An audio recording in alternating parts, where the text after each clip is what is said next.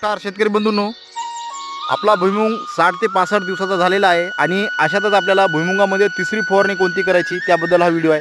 तर मित्रांनो, चॅनलवर नवीन असाल तर नक्की चॅनल सबस्क्राइब करून घ्या आणि व्हिडिओ जर आवडला तर नक्की लाईक करा।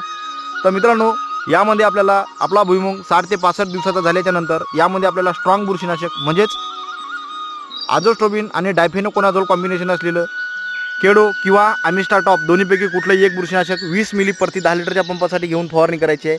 सोबत मित्रांनो, यामध्ये आपल्याला थायमिथॉक्झॅन 25% 10 ग्राम आणि इमामेक्टिन बेंझोएट 5% 10 ग्राम या पद्धतीने हे दोन कीटकनाशक घ्यायचे आहे। एक कीटकनाशक रस शोषण किडीसाठी आणि एक दुसरं कीटकनाशक आळीसाठी आपल्याला या ठिकाणी चांगली मदत करणार आहे।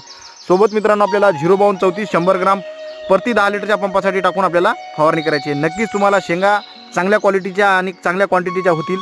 तर मित्रांनो, नक्की चॅनल सबस्क्राइब करून घ्या। धन्यवाद।